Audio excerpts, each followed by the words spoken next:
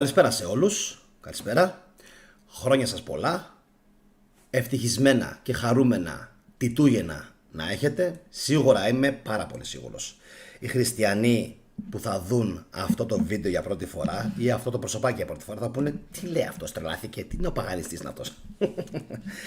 Σας πληροφορώ για ακόμα μια φορά ότι ο θετικός, ο ομιλών, δεν είναι παγανιστής, δεν είναι νεοπαγανιστής, δεν είναι αιρετικός, δεν ανήκει σε καμία από τις μεγάλες θρησκείες, ούτε από τις μικρές και τις απαγορευμένες. Έχω έναν δικό μου διάκριτο σεβασμό για τον σουφισμό και για τον βουδισμό, αλλά από εκεί και πέρα θα έλεγα ότι μπορείς να με χαρακτηρίσεις ενδεχομένως και γνωστικιστή. Σίγουρα όμως δεν μπορείς να με χαρακτηρίσεις χριστιανό με την έννοια που έχει ο χριστιανός σήμερα. Αν και όπως έχω υποστηρίξει σε πολλά στοιχεία, νομίζω πως είμαι από πολλούς άλλους χριστιανούς πολύ καλύτερο παιδί. Και σήμερα θα μάθετε όλη την ιστορία για το πώς δημιουργήθηκε ο χριστιανισμός. Πώς σας φαίνεται αυτό σαν ιδέα? Σας αρέσει να μάθετε τα πάντα για τον χριστιανισμό? Λοιπόν, μείνετε μαζί μου μέχρι το τέλος. Προσπαθήστε να δείτε την εκπομπή ολόκληρη. Εγγραφείτε στο κανάλι φυσικά όσοι από εσάς με βλέπετε πρώτη φορά. Κάντε like στην εκπομπή, κοινοποιήστε την και αν έχετε συνδεθεί αυτήν τη στιγμή, για να σας δω λίγο να ψηφίζετε. Ποιος ήταν ο Μεσσίας της Ρώμης? Ποιος ήταν ο Μεσσίας της Ρώμης? Ένα ερώτημα το οποίο το έχουμε θέσει σε πάρα πολλές εκπομπές στο παρελθόν και φυσικά το κοινό της θετικής δοπαμίνης είναι έτοιμο και απαντάει. Και για να το κάνω σήμερα λίγο πιο πικάντικο, έβαλα τα εξής ονόματα: ο Νέρονας, ο Τίτος, ο Μάρκος Αβρίλιος ή ο Ιούλιος Καίσαρας. Μέχρι στιγμής, απίστευτο, έχουν ψηφίσει 78 άτομα και το 78% απαντάει σωστά. Οι υπόλοιποι απαντάνε κάτι άλλο. Δεν θα σας πω όμως τίποτα μέχρι στιγμής, καθώς θα τα απαντήσουμε όλα στο τέλος. Τώρα, τι έγινε? Σηκώθηκε ξαφνικά ο Γιάννης ο Καραγιαννίδης και είπε τι ωραία, ας βγάλουμε έναν Μεσσία ο οποίος θα λέγεται Τίτος, αυτοκράτορας της Ρώμης, και ότι αυτός τα έκανε όλα. Τι λέτε? Ποιες είναι οι πιθανότητες ξαφνικά να σηκώθηκα εγώ ή οι Αμερικανοί ακαδημαϊκοί και συγγραφείς και να είπαμε ελάτε τώρα, ας φτιάξουμε ένα πρόσωπο, έτσι, το οποίο δημιούργησε το χριστιανισμό? Καμία σχέση. Το πρόσωπο που έχει δημιουργήσει το χριστιανισμό, αντιθέτως, είναι ιστορικό, γνήσιο πρόσωπο. Και πάρα πολλοί κόσμος δεν γνωρίζει τίποτα απολύτως για αυτόν. Τίποτα. Δεν έχει ακούσει ποτέ του τίποτα για τον γνωστό Τίτο. Γι' αυτό και εσείς, όσοι είστε στο κανάλι και σε όσους τολμάτε, κάντε μια κοινοποίηση αυτήν την εκπομπή και φυσικά το like σας θα βοηθήσει, εννοείται, να την δούνε πολύ περισσότεροι άνθρωποι. Οπότε, αυτό που λέγαμε και πριν. Ποιος είναι τελικά αυτός ο Τίτος? Ποιος είναι? Έτσι, και γιατί προκαλούμε τόσο πολύ και λέμε καλά Τιτούγεννα και δεν λέμε π.χ. καλά Χριστούγεννα? Δηλαδή τι πάθαμε? Πάθαμε ξαφνικά όλοι παράκρουση σε αυτή τη χώρα? Ή τουλάχιστον οι άνθρωποι που με ακολουθούν όλοι έχουν πάθει ξαφνικά παράκρουση και ναι, πιστεύουν ότι ένας Τίτος ξαφνικά ενεπλάκει στη δημιουργία του χριστιανισμού? Σας πληροφορώ λοιπόν ότι υπάρχουν στο ντοκιμαντέρ ο Μεσσίας ή ο Καίσαρας της Ρώμης ή ο Μεσσίας του Καίσαρα, αν θέλετε καλύτερα, ο Μεσσίας του Καίσαρα, σε ένα ντοκιμαντέρ πάνω από 40 άκουσον 40, τυχαίο το νούμερο πάλι, 40 παραλληλισμοί ανάμεσα στην ζωή και την εκστρατεία του Καίσαρα και αυτοκράτορα μετέπειτα Τίτου και του Ιησού Χριστού των Ευαγγελίων της Ρώμης.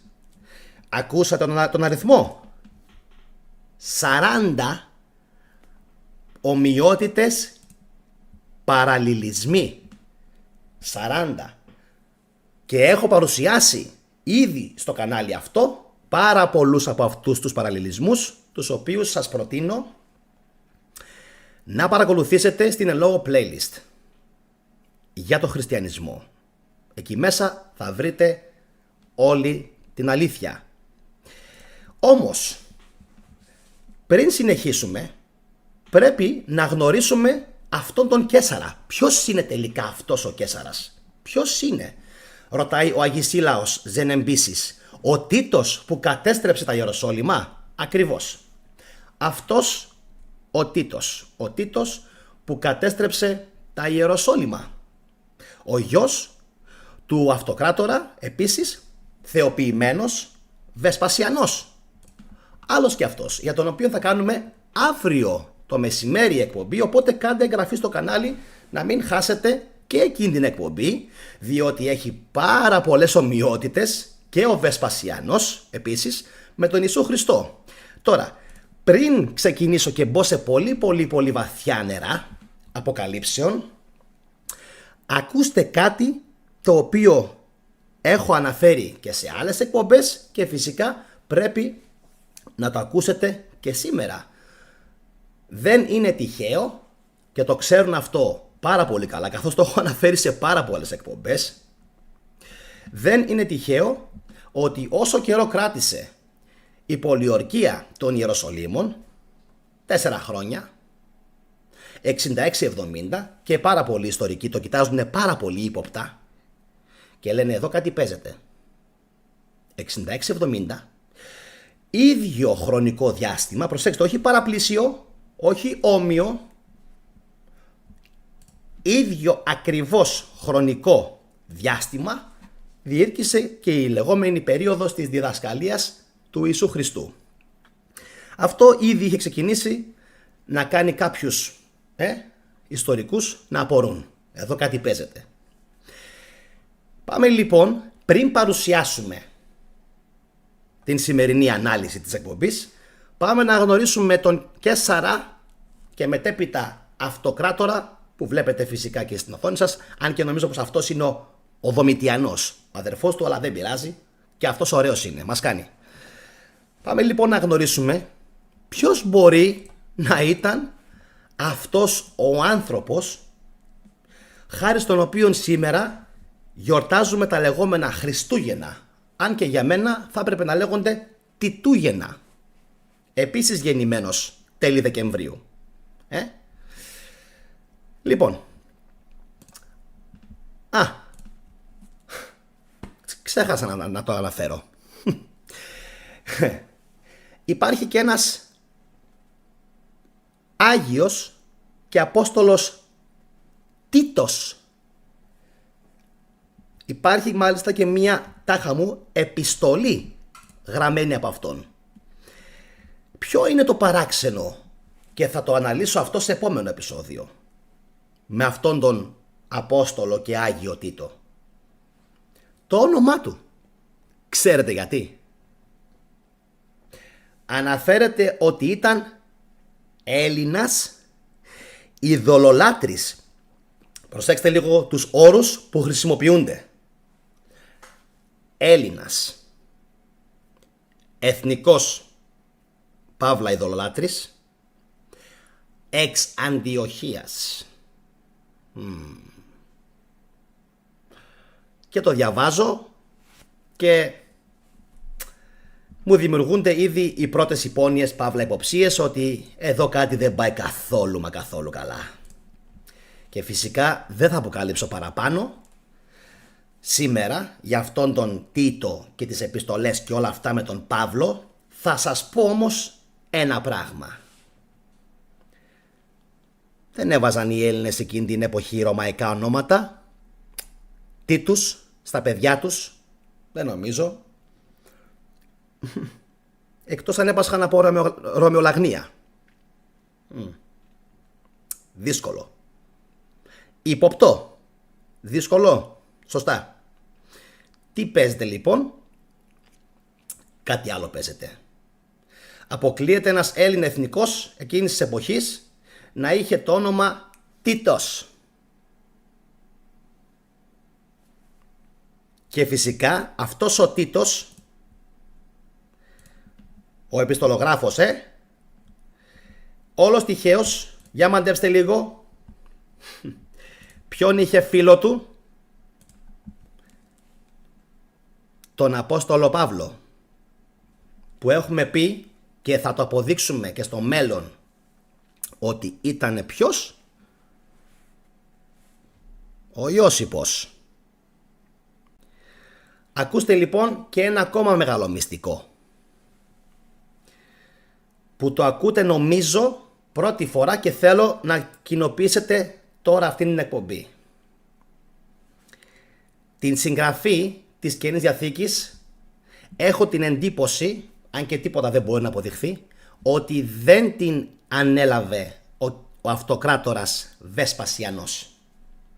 Με τίποτα. Δύσκολα. Πιστεύω ότι την συγγραφή της Καινής Διαθήκης, όπως την έχουμε παραλάβει σήμερα, καλά η σημερινή είναι του Ευσέβιου, αλλά όπως ξεκίνησε να υπάρχει, την οφείλουμε στον γιο του Βεσπασιανού, στον Τίτο. Για ποιο λόγο το λέω αυτό? Μετά την καταστροφή της Ιουδαίας το 70 αρχικά και της Μασάδα του τελευταίου οχυρού το 73, υπάρχει ένα κενό γύρω στα σχεδόν 9 χρόνια, από το 70 μέχρι το 79. Ωραία. Στη συνέχεια αναλαμβάνει ο Τίτος. Πεθαίνει το 79 ο Βεσπασιανός και στη συνέχεια κυβερνάει ο Τίτος. Αυτά λοιπόν τα χρόνια είναι λίγο σκοτεινά, ας το πούμε έτσι. Ομιχλώδη. Κανείς δεν ξέρει τι παίζεται. Αυτήν όμως την περίοδο, και θα σας το αποδείξω στο μέλλον σε επόμενο μου βίντεο, κάντε εγγραφή, αρχίζουν και κυκλοφοράνε τα πρώτα νομίσματα των Φλάβιων, τα οποία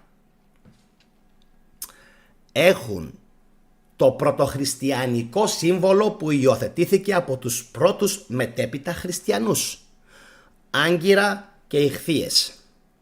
Το ξέρατε αυτό? Αν δεν το ξέρατε, κάντε like, κοινοποιήστε και εγγραφείτε στο κανάλι για να δείτε κι άλλα. Γιατί θα τα αναδείξω όλα στο μέλλον. Τα στοιχεία υπάρχουν. Τα νομίσματα υπάρχουν. Αν δεν με πιστεύετε, θα σας τα δείξω στο πολύ κοντινό μέλλον. Για να καταλάβετε ότι αυτοί που εμπλέκονται με την γένεση του χριστιανισμού είναι όντως οι Φλάβοι και η δυναστεία τους. Και ειδικά ο Καίσαρας και μετέπειτα αυτοκράτορας Τίτος, περισσότερο από ότι ο πατέρας του Βεσπασιανός, ο οποίος ασχολούνταν με τη διοίκηση της χώρας εκείνη την περίοδο. Άρα αυτός ο οποίος σχεδίασε και σκέφτηκε τον χριστιανισμό για να μην ξαναυπάρξουν στο μέλλον παρόμοιες εξεγέρσεις στην Ιουδαία, ήταν πολύ πιθανόν αυτός που τους πολέμησε κιόλας στην Ιουδαία, ο Καίσαρας Τίτος. Γιατί αυτός πολέμησε, αυτός εκπόρθησε τα Ιεροσόλυμα. Πολύ περισσότερο από ό,τι ασχολήθηκε ο Βεσπασιανός. Πάμε όμως να δούμε ποιος είναι αυτός ο Καίσαρας Τίτος. Ποιος είναι τέλος πάντων και γιατί κάνουμε τόσο πολύ ντόρο για τον Καίσαρα Τίτο. Ξέρουμε ότι γεννήθηκε 30 Δεκεμβρίου το 39, πέθανε 13 Σεπτεμβρίου το 81, ανήκει φυσικά στο γένος των Φλάβιων, διαδέχτηκε τον πατέρα του τον Βεσπασιανό, έτσι. Και πριν γίνει αυτοκράτορας, φυσικά απέκτησε την φήμη ως στρατιωτικός διοικητής, υπηρετώντας υπό του πατρός του στην Ιουδαία, στον πρώτο Ιουδαϊκό πόλεμο. Αυτό το υπό του πατρός του το βάζουμε στο μυαλό μας, το αποθηκεύουμε και το κρατάμε, καθώς όλα έχουν σχέση στη μεταγενέστερη χριστολογία, αν θέλετε, με τον πατέρα και με τον γιο. Και έχουμε αποδείξει σε πάρα πολλά βίντεο μας ότι πατήρ και Υιός, αυτή η έννοια, πατήρ και Υιός, όσο και αν δεν το πιστεύει κάποιος, ξεκίνησε από τον Τίτο. Θεοποίηση του πατρός του και θεοποίηση του εαυτού του. Όμως, για να γίνει αυτό, ο Τίτος χρειαζόταν έναν Εβραίο προφήτη. Ως Ρωμαίος Μεσσίας, απελευθερωτής πλέον της Ιουδαίας από τους ζηλωτές, χρειαζόταν έναν προφήτη ο οποίος θα τον προφήτευε. Θα προφήτευε τον ερχομό του. Άρα ο πρώτος Χριστός ο οποίος δημιουργήθηκε, υπάρχουν πολλοί Χριστοί, σύμφωνοι φυσικά. Ο πρώτος Χριστός ο οποίος δημιουργήθηκε από τον Τίτο ήταν μόνο προφήτης. Θέλω να προσέξετε πάρα πολύ αυτό που σας λέω τώρα, να κάνετε like και να το κοινοποιήσετε. Οι φίλοι σας που θα δουν αυτήν την εκπομπή θα σοκαριστούν, αλλά θα πιστέψουν. Γι' αυτό επαναλαμβάνω ότι ο Τίτος χρειαζόταν έναν προφήτη. Και τα πρώτα κείμενα της Καινής Διαθήκης, πριν βάλει το χεράκι του ο Ευσέβιος και πριν βάλει φυσικά το χεράκι του αργότερα ο Κωνσταντίνος, η Α Οικουμενική Σύνοδος, η Β, η Γ και ούτω καθεξής, έτσι, όταν αυτοί άλλαξαν τα κείμενα, και γιατί τα άλλαξαν, ξέρετε για ποιο λόγο τα άλλαξαν? Τα άλλαξαν τα κείμενα αυτά γιατί μάλλον δεν ήταν εκεί ο Ιησούς Χριστός, ένας Θεός ο οποίος είχε αναστηθεί εκ νεκρών. Στα πρώτα κείμενα του χριστιανισμού, κατά 99,99% ο Χριστός είναι ο προφήτης. Δώστε βάση σε αυτό που λέω, είναι η μεγαλύτερη αποκάλυψη που έχει γίνει ποτέ για το χριστιανισμό. Στα πρώτα κείμενα που υπάρχουν ή που υπήρχαν, γιατί τα κάψανε όλα, ο Χριστός δεν έπαιζε τον ρόλο ούτε του Θεανθρώπου ούτε του Υιού του Θεού. Έπαιζε μόνο, προσέξτε, μόνο τον ρόλο του προφήτη. Ουσιαστικά δηλαδή θα έκανε τι? Θα προφήτευε μόνο τον ερχομό του επόμενου Μεσσία της Ιουδαίας, ο οποίος θα περικύκλωνε τα Ιεροσόλυμα και θα τα κατέλειε. Αυτή είναι και η λεγόμενη προφητεία του Ιησού Χριστού που υπάρχει στα κανονικά Ευαγγέλια μέχρι και σήμερα, τα λεγόμενα συνοπτικά. Προσέξτε πάρα πολύ καλά τι σας λέω, γιατί αν δεν καταλάβετε αυτό το σημείο που σας αναλύω τώρα, δεν θα καταλάβετε σχεδόν τίποτα. Ο Τίτος είχε ανάγκη τον Ιησού Χριστό ως έναν προφήτη, ως έναν Εβραίο προφήτη που θα προφήτευε ότι το 66-70 θα ερχόταν ένας Μεσσίας από την Ρώμη και θα κατέλειε τα Ιεροσόλυμα. Γιατί αυτό ακριβώς αναφέρεται και στην προφητεία του Χριστού, όπως την αναφέρει φυσικά ο Ματθαίος, ότι θα περικυκλωθεί εντός μίας γενεάς. Προσέξτε λίγο τον χρονικό ορίζοντα που δίνει ο Χριστός. Θα περικυκλωθεί εντός μίας γενεάς εβραϊκής, που είναι τα 40 χρόνια, άρα 33-73, θα καταλυθεί, θα εκπορθηθεί και θα ισοπεδωθεί και δεν θα μείνει πέτρα για πέτρα στα Ιεροσόλυμα όρθια. Αυτές όλες τις προφητείες του Χριστού τις εκπλήρωσε ένα και μόνο άτομο στο ιστορικό στερέωμα. Ένα. Και το άτομο αυτό ήταν ο Καίσαρας και αυτοκράτορας Τίτος. Τι μας αποδεικνύει λοιπόν αυτό το πράγμα? Ότι αυτοί που έχουν ιδρύσει και επινοήσει τον χριστιανισμό είναι φυσικά οι Ρωμαίοι. Πάμε όμως να γνωρίσουμε κι άλλα για τον αυτοκράτορα αυτόν. Ποιος είναι? Τι άλλο ξέρουμε γι' αυτόν? Ξέρουμε επίσης ότι είχε έναν αδερφό, τον Δομητιανό. Ξέρουμε ότι στο σύντομο διάστημα από το 79 στο 81 έγινε πάρα πολύ δημοφιλής λόγω των πολλών δημοσίων δαπανών του και φυσικά ήταν κατακτητής των Ιεροσολύμων. Επίσης είχε πάει Βρετανία, είχε πάει Γερμανία, έτσι, είχε υπηρετήσει και στη συνέχεια φυσικά είχε πάει υπό τις διαταγές του πατερός του Βεσπασιανού στην Ιουδαία.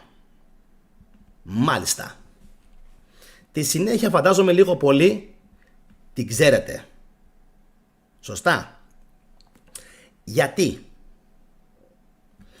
Γιατί οι Ρωμαίοι ουσιαστικά ήθελαν έναν προφήτη Εβραίο, ο οποίος θα έλεγε ουσιαστικά, έτσι, θα έλεγε ουσιαστικά στους Εβραίους να σκύβουν το κεφάλι, να μην αντιστέκονται, να πληρώνουν τους φόρους τους.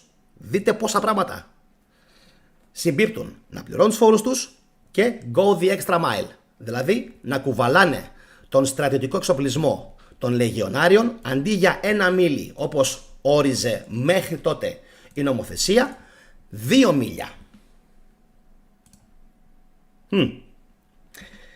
Αν δεν είναι αυτό καταπληκτικό, τι μας δείχνει αυτό το πράγμα? Μας δείχνει ότι το πρόσωπο Ιησούς Χριστός σχεδιάστηκε ουσιαστικά για 2 λόγους. Προσέξτε, μιλάμε για σχεδιασμό. Ο πρώτος λόγος είναι για να υπηρετήσει ως προφήτης του Τίτου,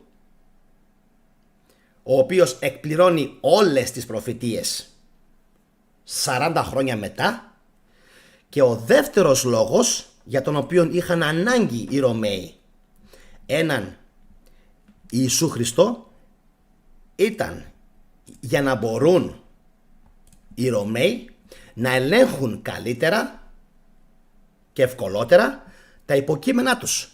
Για ποιο λόγο το λέμε αυτό? Γιατί οι Ρωμαίοι δεν αρκέστηκαν απλά στο να δημιουργήσουν μία θρησκεία. Όχι. Την προώθησαν κιόλας. Κανονικά. Με ιερείς, με πάπες στο μέλλον. Με επισκόπους, με αγγελιοφόρους, με απεσταλμένους, με πράκτορες, και πίεζαν τον Ιουδαϊκό λαό, τον πίεζαν να αποδεχτεί με το έτσι θέλω αυτόν τον χριστιανισμό. Και δεν είναι φυσικά άξιο απορίας ότι αρχίζουν και εμφανίζονται πατέρες της δήθεν πρωτοχριστιανικής εκκλησίας και μιλάνε τόσο ελεύθερα και ανοιχτά χωρίς να τους παίρνουν το κεφάλι οι Ρωμαίοι. Πού? Στην Ρώμη, στην Αλεξάνδρεια της Αιγύπτου, παρακαλώ, και στην Αντιόχεια της Ασίας.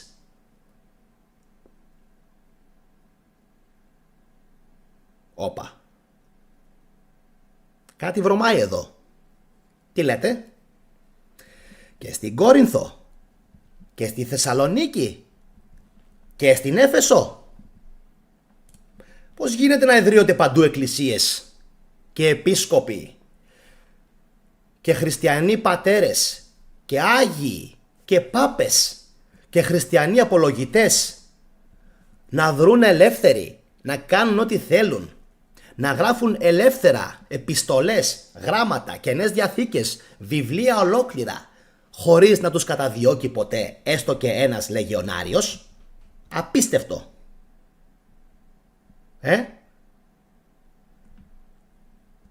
Άρα τι γίνεται εδώ? Αποκλείεται να συνέβη κάτι τέτοιο. Σκεφτείτε το, αναρωτηθείτε και απαντήστε σε αυτό το ερώτημα. Αν δεν απαντήσετε σε αυτό το ερώτημα, δεν θα καταλάβετε ποτέ τις απαρχές του χριστιανισμού. Θα το θέσω άλλη μία φορά για να το εμπεδώσει ο κόσμος. Πώς γίνεται την ίδια στιγμή που ο χριστιανισμός κλαίγεται και λέει μας κυνηγούσαν, μας σκότωναν, μας έκαναν, μας έραναν, την ίδια στιγμή ελεύθερα και χωρίς περιορισμό στην Αλεξάνδρεια, Αντιόχεια, Ρώμη, Κόρινθο, πολύ πιθανόν και στην Αθήνα, Θεσσαλονίκη, Έφεσο, παράλια Μικράς Ασίας, σε ολόκληρη την Ιωνία, σε ολόκληρη τη Γαλιλαία, σε ολόκληρη την Ιουδαία, καθώς επίσης και σε άλλα μεγάλα κέντρα του ελληνισμού, αρχίζουν και εμφανίζονται διάφοροι πράκτορες, γιατί πράκτορες ήταν, προσέξτε λίγο τον όρο, Ρωμαίοι πράκτορες, φιλοσοφούντες πράκτορες, δηλαδή είχαν και καλά την ενδυμασία του φιλοσόφου, το παίζανε φιλόσοφοι, ειδικά πλατωνιστές, αλλά ουσιαστικά ο λόγος της πρόσληψής τους ήταν από την μαμά Ρώμη για να δημιουργήσουν αυτό που συντηρούν και μέχρι σήμερα. Δηλαδή ανθρωπάκια, και ούτε καν ανθρωπάκια, ανθρωπάρια, τα οποία θα έμοιαζαν με άνθρωποι, αλλά θα ήταν οι πιο δούλοι υπήκοοι που έχει δημιουργηθεί ποτέ από τη μεγαλύτερη προπαγάνδα όλων των εποχών. Απίστευτο. Αυτό ακριβώς λοιπόν παίχτηκε και αυτός ακριβώς ήταν και ο λόγος που επικράτησε ο χριστιανισμός. Γιατί επικράτησε με πάρα πολλούς τρόπους. Επικράτησε και με το σπαθί και με το μαχαίρι και με ποινές και με τιμωρίες και φυσικά και με τον λόγο, αν θέλετε, καθώς καίγανε τα πάντα. Προσέξτε, οι εντολοδόχοι της Ρώμης, όχι όλοι οι άνθρωποι, στη συνέχεια έγινε αυτό, καίγανε λοιπόν τα πάντα, ιδίως τα ιουδαϊκά συγγράμματα που δεν συνέφεραν καθόλου τους Ρωμαίους.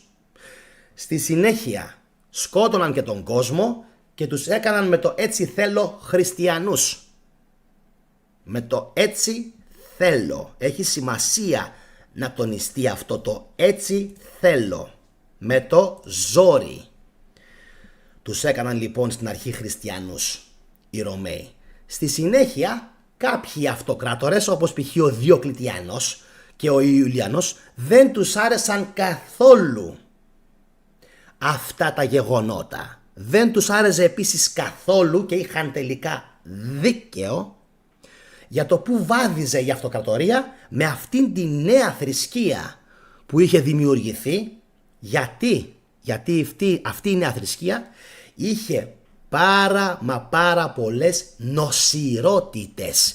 Νοσηρότητες που από ό,τι φάνηκε αργότερα στον πόλεμο τουλάχιστον με τους Γότθους και με τους Γαλάτες, μάλλον τους βγήκε ξινό εκεί στη Ρώμη και το πλήρωσαν ακριβά. Και κάπως έτσι, αργότερα όμως, άρχισε φυσικά να εδραιώνεται καιρό με τον καιρό και ψέμα πάνω στο ψέμα, ψέμα πάνω στο ψέμα, ο χριστιανισμός. Και φυσικά δεν χρειάζεται να σας πω ότι αν υπήρχε Θεός, όπως τον παρουσιάζουν οι Ορθόδοξοι Χριστιανοί και οι Καθολικοί, δεν θα είχε ανάγκη ανθρώπινο χέρι να συγγράψει Καινές Διαθήκες. Αν υπήρχε Θεός, δεν θα είχε τόσα ψυχιατρικά προβλήματα ώστε να δημιουργήσει πρώτα μία Παλαιά Διαθήκη με τον εκλεκτό λαό το Ισραήλ και μία Καινή Διαθήκη με τους Ρωμιούς. Ψυχιατρικά προβλήματα θα έπρεπε να έχει ο Θεός όποιος πιστεύει ότι έχει γίνει αυτό το πράγμα. Και νομίζω ότι τα επιχειρήματά μου πατάνε τα πάντα.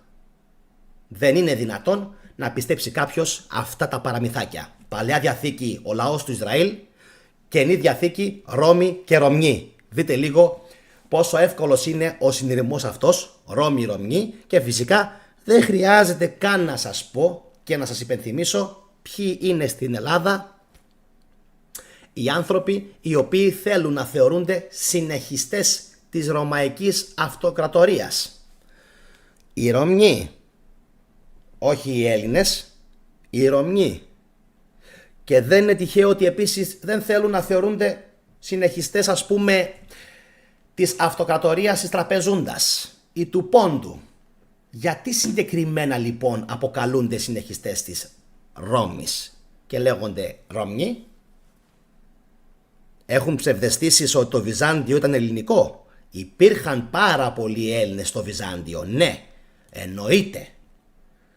Αυτό δεν το ξεχνάει κανείς. Και είναι αλήθεια. Και σε κορυφαίες θέσεις μάλιστα. Αλλά το Βυζάντιο, σαν ηγεσία, σαν γένεση να ήταν ελληνικό, ρωμαϊκό ήταν. Γιατί εκεί μεταφέρθηκε η έδρα της Ρώμης. Γι' αυτό και ονομάστηκε αρχικά το Βυζάντιον Νέα Ρώμη. Το θυμόσαστε αυτό? Γιατί ονομάστηκε το αρχαίο ελληνικό Βυζάντιο που είχε χτιστεί απέναντι από την Χαλκιδόνα, το Βυζάντιο? Γιατί είχε ονομαστεί Νέα Ρώμη και όχι Νέα Αθήνα? Φίλε μου Ρωμιέ, τι έχεις να πεις γι' αυτό? Μήπως επειδή θέλεις να συνεχίσεις το έργο των Ρωμαίων και όχι των Ελλήνων? Μήπως λοιπόν επειδή υπηρετείς με το δικό σου τρόπο είτε την Ορθόδοξη είτε την Καθολική Εκκλησία, αλλά όχι τον Ελληνισμό? Σωστά. Ξέχασα ότι πρώτα είστε Ορθόδοξοι Χριστιανοί και Ρωμιοί και μετά είστε όλα τα υπόλοιπα. Για παράδειγμα Πόντιοι, Βλάχοι, Κρητικοί, Έλληνες. Πρώτα είστε μερικοί Ορθόδοξοι Χριστιανοί, έτσι. Και μετά είστε Ρωμιοί φυσικά και μετά είστε όλα τα υπόλοιπα. Αυτό είναι πάρα πολύ παράξενο. Θα έπρεπε να το κοιτάξετε λιγάκι, γιατί δείχνει κάποια πράγματα ενδεχομένως για εσάς που, κοίτα να δεις, τα καταλαβαίνω εγώ που είμαι ξένος και όχι εσύ. Άρα πάμε λοιπόν να κλείσουμε αυτήν την εκπομπή για να γίνουν όλα κατανοητά. Δεν γράφω άδικα στον τίτλο «Καλά Τιτούγεννα». Καθόλου. Ο Τίτος είναι αυτός ο οποίος κατά 99,99% και οι Φλάβοι έχουν δημιουργήσει και έχουν αφήσει να ριζώσει ο χριστιανισμός. Επίσης αυτοί είναι οι πρώτοι οι οποίοι κατέπνιξαν όλα τα κινήματα της Ιουδαίας, όλα τα κινήματα της Ελλάδας και επίσης πάνω στους Φλάβιους στηρίχτηκε όλη η αντιπροπαγάνδα εναντίον των γνωστικών, οι οποίοι μπορούμε να τους χαρακτηρίσουμε ως τους γνήσιους γεννήτορες του πρωτοχριστιανισμού. Ξέρω ότι είναι δύσκολα όλα αυτά. Ξέρω ότι πολλοί από εσάς ακούτε πρώτη φορά αυτούς τους όρους. Και φυσικά δεν θα μπερδευτείτε καθόλου. Θα σας διευκολύνω όπως σας διευκολύνω πάντα. Επαναλαμβάνω. Οι χριστιανοί, οι γνωστικοί ήταν οι πρωτοχριστιανοί.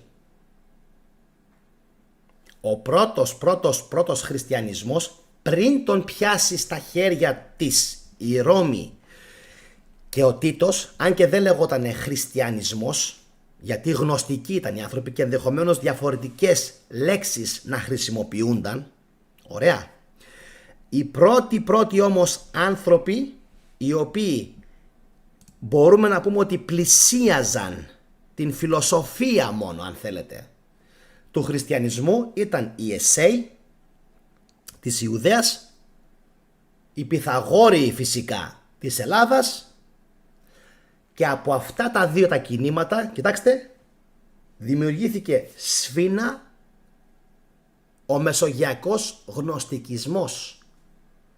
Αυτά είναι πράγματα που τα ακούει πρώτη φορά το ελληνικό κοινό. Πρώτη φορά. Από τον Ιουδαϊκό Εσσαϊσμό. Το έχουμε. Πολύ ωραία. Και από τους Έλληνες Πυθαγόριους πρέπει να δημιουργήθηκε ένα κράμα πριν τον Τίτο ή ακόμα και την εποχή του Τίτου, το οποίο οι Ρωμαίοι όχι μόνο το εξαφάνισαν, κοιτάξτε λίγο,